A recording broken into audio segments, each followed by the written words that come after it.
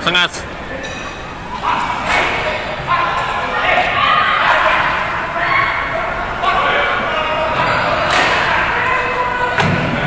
Sengaja ini skenario ini. Skenario.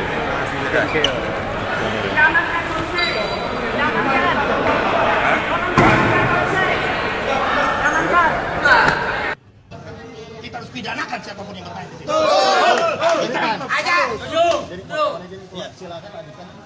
Coba pilih dia. Masalahnya di mana itu? Kok kenapa terjadi itu? Tadi ada yang kurang. Oke. Ya baik, sebelumnya Assalamualaikum warahmatullahi wabarakatuh. Ya, saya Gregi Thomas di sini sebagai PPK Kecamatan Bekasi Timur, Divisi Teknis Penyelenggara. Alhamdulillah pada kesempatan hari ini saya sudah dimandatkan oleh Pak Ketua KPU Pak Ali Saifah berkaitan dengan adanya ketidaksesuaian yang memang hari ini kita sama-sama ketahui. Saya cerita dari awal ya. Iya. Baik, izin sebelumnya berkaitan dengan aplikasi Sirekap ini, ya saya akan terbuka tentunya. Aplikasi Sirekap ini kita memiliki dua jenis aplikasi Sirekap. Yang pertama itu adalah aplikasi Sirekap utama atau admin, atau yang dalam kata lain yang mengendalikan secara keseluruhan. Yang kedua ini adalah aplikasi Sirekap operator. Itu dua jenisnya. Nah, jenis yang pertama, aplikasi Sirekap yang admin ini atau yang inti ini atau pengendali ini, itu mohon izin itu dipegang oleh Ketua PPK saya, Bang Muhammad Lukman. Dan aplikasi Sirekap yang operator itu dipegang oleh kami para PPK. Nah, berkenaan dengan aplikasi Sirekap, fungsinya perlu saya sampaikan, satu, aplikasi Sirekap yang utama itu berfungsi satu, dia aplikasi itu bisa melakukan yang namanya scoring. Scoring itu adalah fitur untuk melakukan penghentian ketika memang pelaksanaan pleno ini sudah selesai. Ya, dan pun penghentian itu dan pembukaan itu bisa dilakukan kapanpun oleh yang pemegang akun utama ini, gitu. Berikut juga dengan mohon izin pengeditan, perbaikan ketika tanpa diskors, ya khususnya aplikasi admin ini itu bisa dilakukan kapanpun, jam berapapun, dimanapun. Yang melakukan? Mohon izin untuk aplikasi inti itu dipegang oleh ketua PPK. Iya.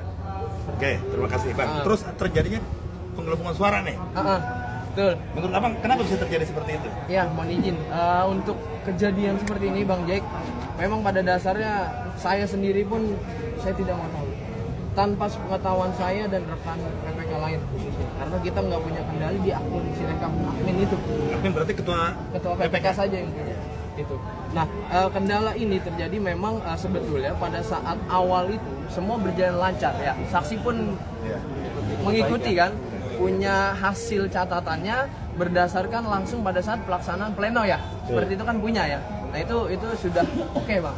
Udah match lah, tidak ada indikator merah tadi yang menandakan ketidaksinkronan. Ya itu sudah match di awal. Namun demikian sehari 2 hari kemudian memang mohon izin ketua saya tidak ada 2 hari itu. Pada saat terakhir di hari Rabu malam itu ketua saya mengatakan kakinya sakit, pulang. Dan di hari Kamis begitupun Jumat itu tidak nongol lagi di sini, seperti itu Bang. Nah, kejadian itu sebetulnya bukan di C planonya Bang. Ya, C plano itu sudah real ya, saksi ya. Kita sudah sepakat bahwasannya kita sepakati di C plano karena itu adalah dasar utama ketika pemungutan dan penghitungan selesai. Itu ada dasar. Jadi itu sudah valid, itu sudah real. Nah, akan tetapi kejadian ini terjadi ketika memang setelah pelaksanaan pleno itu selesai, 2 hari kemudian itu terjadi ketidaksinkronan. Makanya nongol warna merah. Tuh di aplikasi. Ketidaksinkronan itu pengendalinya ketua PPK. Iya, ketua PPK kan ada. Dan yang pada saat hari Jumat jam 9:30 itu di freeze.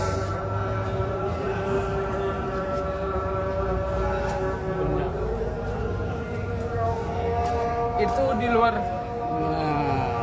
Ini sepengetahuan kami berempat. dia. Saya telepon KPU khususnya Iya, staf ngaku aja udah tahu dah. teknis Udah Bang Hilmi. Beliau mengatakan bahwa ada perintah dari Bang Lukman selaku Ketua PPK Timur untuk menghentikan semua akun. Kami juga kaget. Padahal pada hari itu saya ngurusin Bekasi Jaya. Ada laporan dari salah satu caleg PKS bahwa ada maladministrasi di Bekasi Jaya. Saya ngurus ke Bawaslu beserta dengan komisioner Bang Edwin. Saya dapat kabar itu juga kaget. Iya. Terima kasih. Terima kasih. Terima kasih.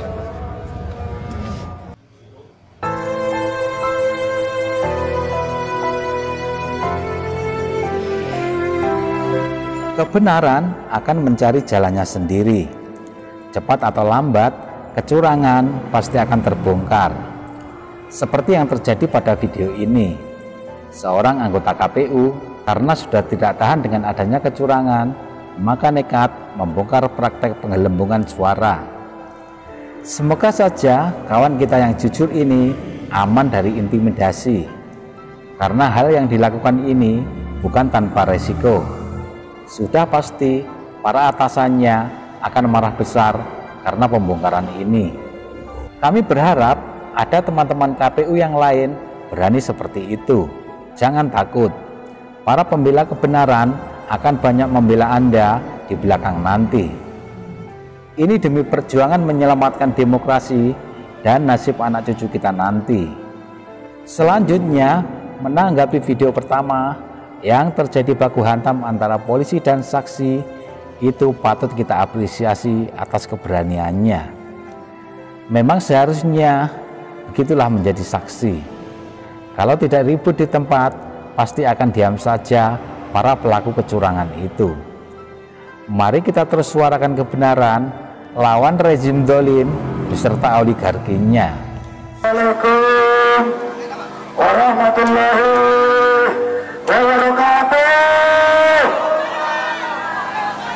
Bagaimana rakyat Indonesia masih semangat, masih semangat, masih semangat melawan kecurangan. Hidup rakyat Indonesia, hidup rakyat Indonesia yang melawan. Kita hancurkan Komisi Penipuan Umum, setuju tidak? Komisi Penipuan Umum hari ini sudah membuktikan dirinya sebagai lembaga penipu rakyat Indonesia. Saudara-saudara, betul tidak? Betul tidak? Ini semua terjadi pemilu kita, pemilu rakyat yang harusnya menjadi pesta demokrasi rakyat Indonesia dirusak secara ugal-ugalan, brutal dan amburadul oleh KPU. Apa itu KPU? Komisi Penipuan Umum. Ulang sama-sama. Apa itu KPU? Komisi Penipuan Umum. Biang keroknya itu baru komisinya. Lembaganya ada 7 orang di dalam yang kerjanya siap hari hitung-hitung, rapat-rapat teparuhu. Hasilnya hanya menjadi kegaduhan di tengah masyarakat Indonesia, saudara-saudara. Ada lagi biang keroknya, pemilu curang. Jadi pemilu tahun 2024 ini bukan pemilu rakyat, tetapi pemilunya Pak Jokowi. Betul tidak? Kenapa? Calonnya anaknya Pak Jokowi. Dia presiden. Dia suruh menterinya jadi tim sukses.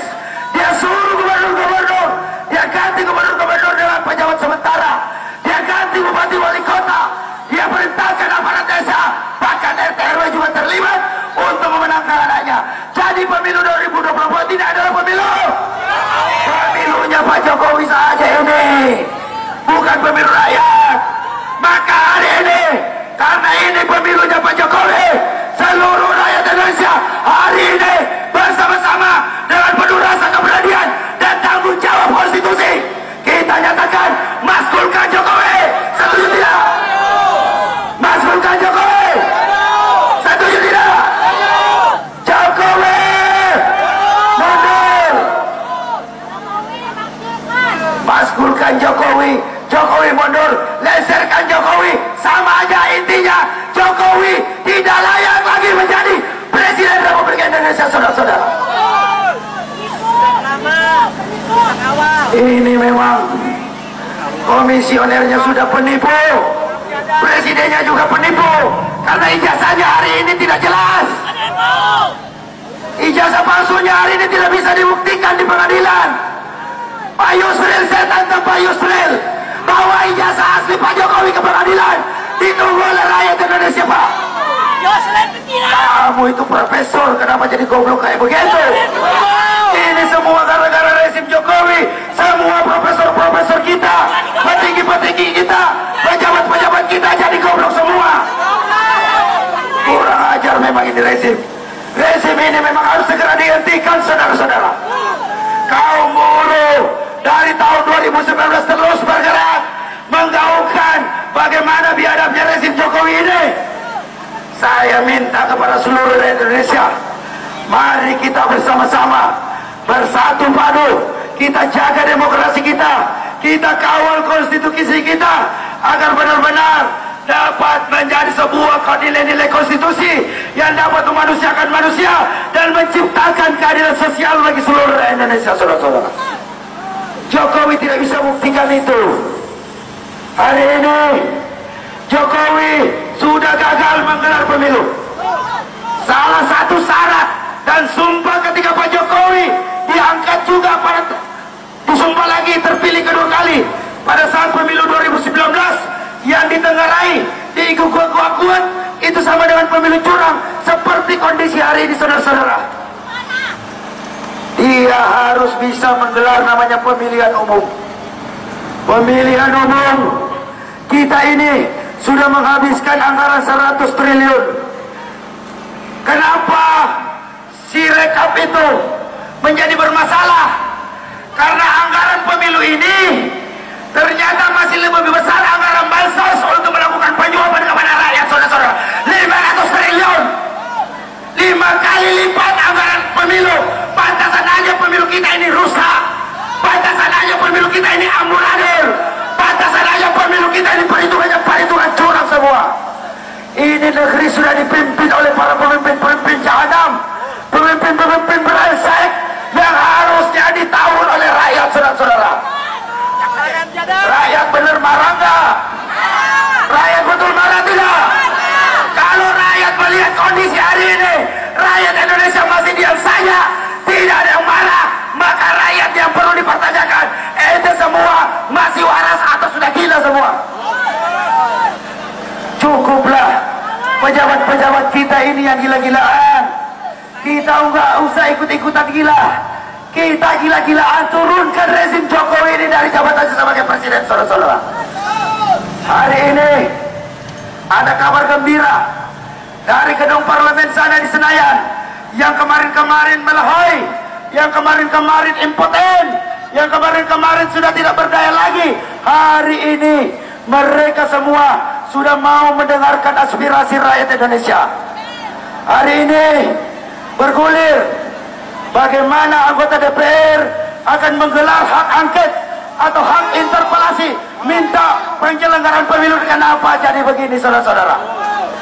Ini salah satu upaya-upaya konstitusional kita sebagai rakyat Indonesia yang terus melakukan perlawanan, minta kepada DPR RI untuk segera maskulkan Jokowi sebagai Presiden Republik Indonesia. Kalau tidak, kita nyatakan DPR impoten lagi, mati aja lo, nggak usah ada di anggota DPR sana digaji mahal-mahal, tidak perlu kepada rakyat, membiarkan kecurangan pemilu. Jadi saudara-saudara, sekali lagi saya ingatkan, pemilu 2024 ini adalah pemilu keluarganya Pak Jokowi, pemilunya oligarkinya Pak Jokowi, pemilunya teman-temannya Pak Jokowi, bukan untuk rakyat Indonesia. Jadi maka dari itu perlu kita suarakan bersama-sama dengan keras.